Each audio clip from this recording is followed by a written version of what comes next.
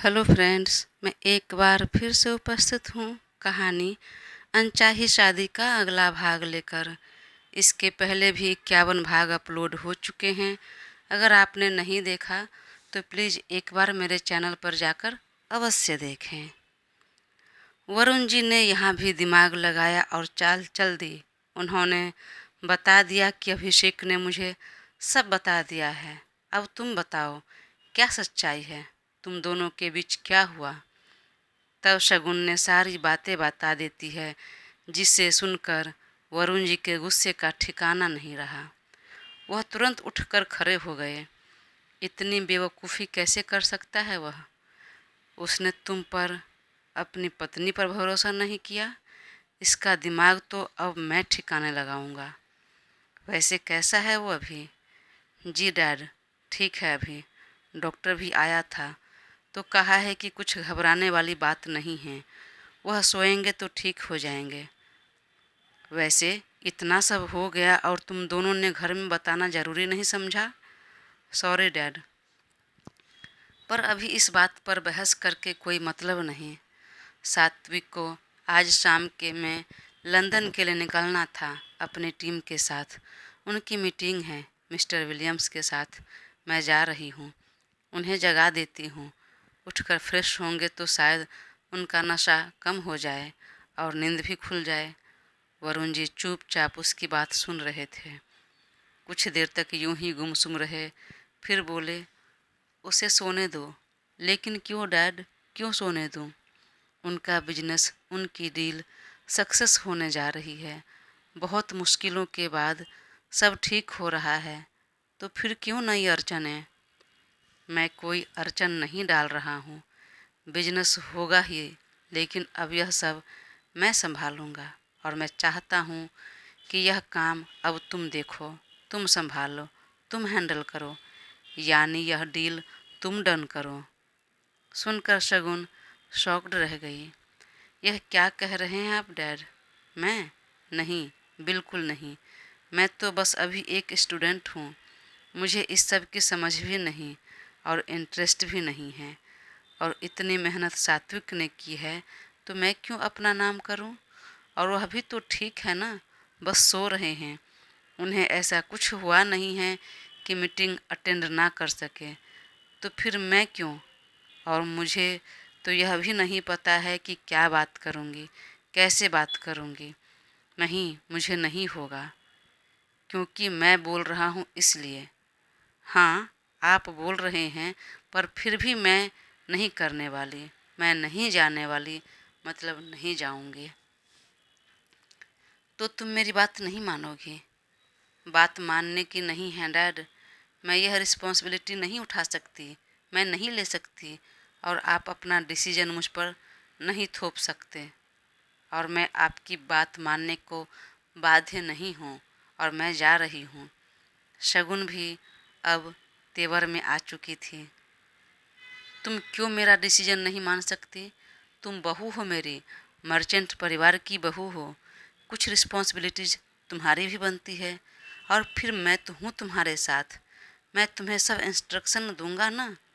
Sorry dad, आप जो भी कह रहे हैं वह ठीक है, लेकिन मैं नहीं करूँगी, क्योंकि जो कुछ हुआ है पिछले कुछ दिनों में, उस सब को देखकर अब मैं इस घर में नहीं रहना चाहती और ना ही इस रिश्ते में। मैं जा रही हूँ हमेशा हमेशा के लिए। हमने अपनी तरफ से बहुत कोशिश की, खुद पर भरोसा दिलाने की, यकीन दिलाने की, सब ठीक करने की, पर सात्विक ने एक नहीं सुनी। और जब रिश्ते में भरोसा ही नहीं हो तो वहाँ रहकर क्या फ़ायदा? आप जानते हैं, उन्होंने यहाँ तक कह दिया कि यह शादी आपकी जिद की वजह से हुई है, जिसमें सब कुछ अशुभ ही होता रह गया है। उन्हें पछतावा है शादी को लेकर। क्या उसने ऐसा कहा? वरुण जी बेहद जोर से बोले। शगुन बहुत ही शांत होकर बोले, डैड, आपको क्यों बुरा लग रहा है? क्या? अरे मुझे क्यों नहीं बुरा लगेगा? इतना सब हो गया, उसने एक बार अपने परिवार में डिस्कस नहीं किया, तुम्हारी बातों पर भरोसा नहीं किया, और उस लड़की के चक्कर में फंस गया इतनी आसानी से।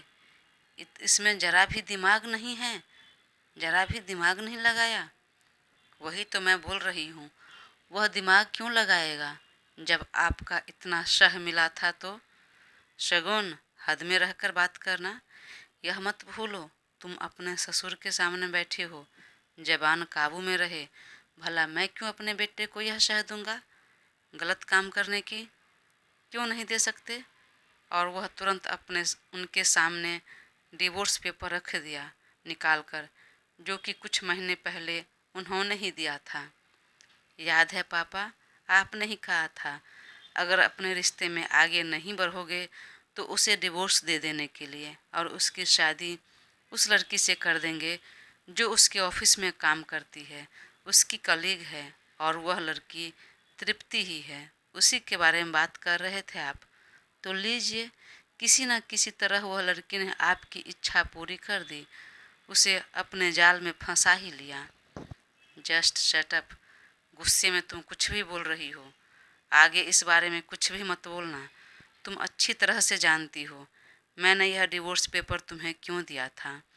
तो इस टॉपिक को बंद करो, और हमेशा हमेशा के लिए। और खबरदार जो कभी इस बारे में दोबारा बात किया तो। वह बेहद गुस्से में बोल रहे थे। शगुन सकपका कर रह गई। जितना बोल रहा हूँ उतना करो, उसे हम बाद में उठाएंगे, बात करेंगे, पर फिलहाल यह काम ज़रूरी है, इसे तुम्हें करना होगा। और तुम पर भरोसा नहीं करके अपने परिवार पर भरोसा नहीं करने का फल तो उसे मिल चुका है, और तुम्हें पूरा हक भी है पनिशमेंट देने का।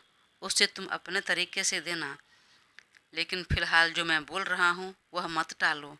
अगर फिर भी तुमको लग रहा है कि नहीं, इस परिवार का हिस्सा तुम खुद को नहीं मान रही, तो एक एम्प्लॉय होने के नाते तुम्हें मेरी बात माननी होगी। याद रहे, मैंने तुम्हें कहा था जॉब करने के लिए, और तुम अब भी एक एम्प्लॉय हो। एक एम्प्लॉय होने के नाते मैं तुम्हें यह कह रहा हूँ तो करो, और मैं मिस्टर विलियम से खुद बात करता हूँ। वह कभी नहीं टालेगा मेरी बात, और कहीं कोई दिक्कत हो, तुम्हें कुछ भी हो, तो मैं तुम्हारे साथ हूँ। और इतनी भी कम उम्र की नहीं हो तुम। 22 साल कंप्लीट हो गया है, 23 साल की होने जा रही हो। कभी न कभी तो तुम्हें अपनी रिस्पॉन्सिबिलिटी का एहसास करना होगा, काम करना होगा। शगुन चुप रह गई। शगुन चुपचाप रह जाती है तब वरुण जी उठे और खुद किसी को फ़ोन लगा दिया, और शगुन के सामने उन्होंने बात किया। फिर कहा, 1 घंटे के अंदर रेडी रहो, मेरी टीम तुम्हारे साथ जाएगी। और मैं नहीं जाऊंगा, मैं यहीं रहूंगा, मेरा यहाँ रहना ज़रूरी है। घबराओ मत, मैंने बात कर ली है मिस्टर विलियम से, उसे भी बहुत खुशी हो रही है और एक्साइटेड है तुम्हारे साथ काम करने के लिए। अब शगुन कुछ नहीं बोली और वह निकलकर घर चली गई। जैसा उन्होंने कहा था वैसे ही 1 घंटे बाद वह लंदन के लिए निकल गई।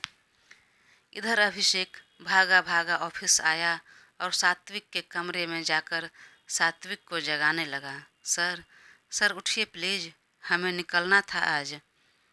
गहरी नींद में सो रहा सात्विक को कुछ सुनाई नहीं दे रहा था। वह उठ नहीं रहा था। तब अपनी गोद में वह उठाने लगा उसे, लेकिन लंबा चौड़ा सात्विक उससे संभल नहीं रहा था। तब उसने जैसे तैसे बाँह पकड़कर उसे उठाया और बाथरूम में ले जाकर शावर के नीचे खड़ा कर दिया। काफ़ी देर तक पानी गिरने के बाद उसकी आंख खुली। अभिषेक ने कहा, सर जल्दी बाहर आइए, और उसके लिए नींबू पानी, ब्लैक कॉफ़ी सब मंगा लिया जिससे उसकी नींद खुल जाए। सात्विक बाहर निकला। उसकी नींद तो खुल चुकी थी, पर अभी भी आलस भरा हुआ था। सिर काफ़ी भारी भारी लग रहा था। तब अभिषेक ने उसे नींबू पानी और कुछ देर के बाद कॉफ़ी पीने के लिए दिया। यह सब पीने के बाद उसकी नींद खुली, और अब उसे होश आया तो रात वाली सारी बात एक एक करके याद आने लगी, और वह बेहद चौंक गया। चारों तरफ देखने लगा। अरे, मैं यहाँ कैसे आ गया? मुझे कौन लेकर आया? और और वह तृप्ति, उसने कुछ किया तो नहीं ना मेरे साथ, आगे तो नहीं बढ़ी ना, उसने अपने हद तो नहीं क्रॉस किया ना, मेरे साथ उसने कुछ किया तो नहीं ना। वह बहुत बड़ी चीटर है, मुझसे बहुत चीट किया उसने। कल रात डिनर पर बुलाने के बहाने उसने मुझे कुछ ऐसा खिला पिला दिया जिससे मैं अपने ऊपर से कंट्रोल खो बैठा। वह एक ही सांस में बार बार पूछता रह गया, सर जैसा आप सोच रहे हैं वैसा कुछ नहीं हुआ, सब ठीक है, और यहाँ आपको शगुन मैम लेकर आई है, मैम ने आपको बचा लिया, कुछ अनर्थ नहीं होने दिया। सुनते ही सात्विक की आंखों में आंसू आने लगा। उसने अपना चेहरा अपने हाथों में छुपा लिया और फूट फूट कर रो पड़ा। बहुत गलत किया मैंने, बहुत ज़्यादा। पता नहीं अब क्या मुंह दिखाऊंगा शगुन को, कैसे। वह सच बोलती रह गई और मैंने उस पर कभी भरोसा नहीं किया, कभी यकीन नहीं किया। और तुम्हें और तो और मैं उससे माफ़ी भी नहीं मांग सकता, सफाई भी नहीं दे सकता, और क्या कहूँगा अपनी सफाई में। फिर अगले ही पल वो चेयर से उठकर बोला, नहीं, मैं उस तृप्ति को छोड़ूंगा नहीं। उसकी इतनी हिम्मत, मेरे साथ खेल खेलने लगी, गेम खेलने लगी। उसकी तो उसकी तो औकात मुझे बतानी होगी। मर्डर कर दूंगा उसका, जान ले लूँगा मैं। उसने बिजनेस तो बिजनेस, मेरे और शगुन के रिश्ते में भी जहर घोल दिया। उसकी बातों में आकर न जाने मैं उस बच्ची को क्या क्या नहीं कह दिया, अपने शगुन का कितना दिल दुखा दिया। उस पर एक बार यकीन नहीं किया। सर प्लीज़ शांत हो जाइए, मैम बहुत समझदार है, वह आपको इन सब से उबार लिया, मतलब अपने रिश्ते को भी बचा लेगी, संवार लेगी, कुछ नहीं होने देगी। तो प्लीज़ इस सब को फ़िलहाल स्टॉप कीजिए। और आज शाम को हमें निकलना था, तो जल्दी रेडी होइए, बैग पैक कीजिए और निकलिए। मिस्टर विलियम्स से बात कीजिए, कांटेक्ट कीजिए एक बार। हाँ बिल्कुल सही कहा तुमने, लेकिन वहाँ जाने से पहले मुझे एक बार तृप्ति से मिलना है। सर प्लीज़, इतना बड़ा धोखा खाने के बाद भी उस लड़की को इतनी वैल्यू मत दीजिए। जो काम पहले करना चाहिए वह कीजिए और अपने रिश्ते को संभालिए। सात्विक एकटक अभिषेक की तरफ देखने लगा। सॉरी सर, अगर मैं ज़्यादा कुछ बोल दिया तो, पर क्या करूं, आप मेरे बॉस हैं, लेकिन उससे पहले मैं आपको अपना बड़ा भाई समझता हूं, अपना परिवार समझता हूं, इसलिए अपना समझकर बोल दिया। अगर बुरा लग गया तो दिल से माफ़ी मांग रहा हूं। तब सात्विक ने उठकर उसे गले से लगा लिया। नहीं सात्विक, तुमने बिल्कुल सही कहा, और मैं नाराज़ नहीं, बिल्कुल नहीं हूँ। मैं तो तुम्हें देख रहा हूँ कि तुम कितने समझदार हो, जिसे मैं खुद से कम आंकता रह गया। वह सब कितने समझदार है। तुम, शगुन, जिससे मैं हमेशा झल्ली बोलता रहा, वह कितनी मैच्योर है, कितनी होशियार निकली, किस तरह सब कुछ संभाल लिया, बचा लिया। और मैं इतना बड़ा बिजनेसमैन होकर भी सब कुछ बिगाड़ लिया। जब भरोसा करना चाहिए था उस पर भरोसा नहीं दिखाया। कैसे मैंने इतनी बेवकूफ़ी कर दी, कैसे कर सकता हूँ मैं। सर यह बात अभी डिस्कस करने की नहीं है, उठिए, झटपट रेडी होइए और बाकी स्टाफ से भी बात कीजिए। हाँ बिल्कुल सही कहा तुमने, जो जाओ तुम अपनी पैकिंग करो और मैं भी घर के लिए निकलता हूँ। और वह तुरंत उठ खड़ा हुआ, कलाई में अपनी घड़ी बांधने लगा, मोबाइल हाथ में लिया। तभी वरुण जी पॉकेट में हाथ डाले केबिन के अंदर आए। क्या हुआ, कहाँ जाने की तैयारी हो रही है। सात्विक अचानक पापा को अपने केबिन में देखकर चौंक गया। डैड, आप यहाँ, कुछ काम था। हाँ काम था, तभी तो यहाँ आया। जी जी बोलिए ना, क्या काम था। मेरा काम छोड़ो, यह बताओ, तुम कुछ ज़्यादा जल्दबाजी में लग रहे हो, कहाँ जा रहे हो, कहाँ जाने की बात हो रही थी। वो डैड, मैं आपको बताना भूल गया, वह जो प्रोजेक्ट जिस पर हम काम कर रहे थे, जो कि बीच में पोस्टपोन हो गया था। अच्छा हाँ, वो तुम्हारा ड्रीम प्रोजेक्ट। हाँ हाँ, क्या हुआ। वह डन होने जा रहा है। अब नेक्स्ट वीक में मीटिंग है मेरा मिस्टर विलियम्स के साथ और वहीं डन हो जाएगा, तो उसके लिए हम निकल रहे थे। अच्छा, और वैसे आप बोलिए, क्या काम था? हाँ, मैं यह बोलने वाला था कि अब वह आपको करने की ज़रूरत नहीं। व्हाट? मैं कुछ समझा नहीं डैड। नहीं समझे तो मैं अच्छी तरह से समझा देता हूँ ना। मेरे कहने का मतलब यह है कि फ़िलहाल वह प्रोजेक्ट पर आपको काम करने की ज़रूरत नहीं। पर क्यों? क्या मिस्टर विलियमसन ने मना कर दिया? उन्होंने आपको बताया, कॉल आया था? नहीं, उन्होंने मना नहीं किया, मैंने मना कर दिया और वहाँ से तुम्हारा नाम हटाकर शगुन का नाम डाल दिया। अब शगुन इस प्रोजेक्ट को संभाल लेगी, वही देखेगी, वही इस बिजनेस को संभालेगी और इस मीटिंग के लिए वह लंदन के लिए निकल गई है मेरी टीम के साथ। कलाई में ठीक से घड़ी बांध नहीं पाया था अब तक सात्विक। पापा की बात सुनकर उसका हाथ यूं ही रुक गया और वह हक्का बक्का पापा की तरफ देखने लगा और घड़ी खुलकर नीचे गिर गई। अरे अरे, संभाल कर, आखिर कितनी चीज़ें को तोड़ोगे, टूट कर बिखेर दोगे, कितनी लापरवाही करोगे। देखा आपने, ठीक से नहीं पहना था शायद और लाखों की घड़ी टूटकर चूर चूर हो गई।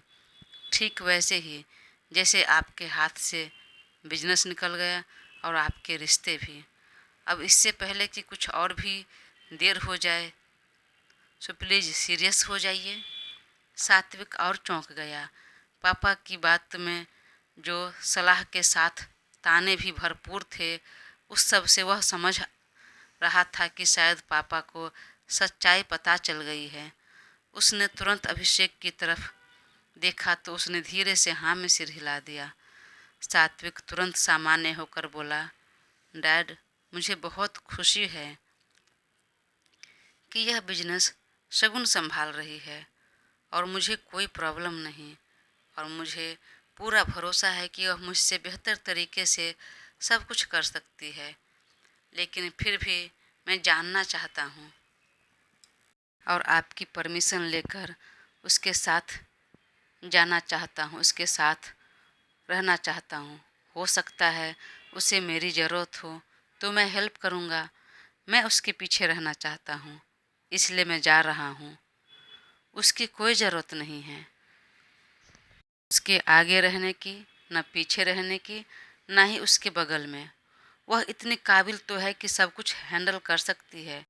और अब आप भरोसा नहीं भी करेंगे तो भी कोई बात नहीं।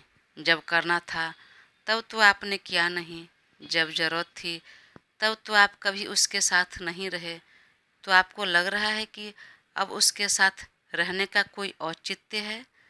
देखिए, मुझे बोलने का हक नहीं, क्योंकि यह आप दोनों के बीच की बात है, हस्बैंड वाइफ का मैटर है। पर फिर भी मैंने अपना ओपिनियन दिया है। लेकिन तो भी आपकी वाइफ है वो, उस नाते आपको जाना है तो जाइए, पर यह डील डन होने दीजिए उसके बाद। क्योंकि मैं नहीं चाहता आप जाए तो उसे कुछ डिस्टरबेंस हो और फिर मीटिंग में वह ठीक से ना बोल पाए, अपनी बात नहीं रख पाए। मुझे जो कहना था कह दिया, बाकी आगे आपकी मर्जी। सात्विक चुप रह गया। अभिषेक भी आश्चर्य से वहीं खड़ा रह गया। इधर धीरे धीरे तृप्ति का भी नशा कम हुआ और वह उठकर बैठी तो सिर से लेकर पूरे बॉडी में भयंकर पेन था और वह कुछ देर तक यूं ही बैठी रह गई। फिर उसे तुरंत रात वाली बात याद आ गई और याद आते ही उसकी आंखें फटी की फटी रह गई।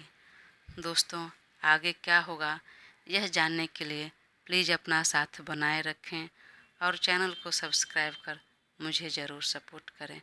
बहुत जल्द मैं कहानी का अगला भाग अपलोड करूँगी। प्लीज़ तब तक अपना साथ बनाए रखें। Thank you.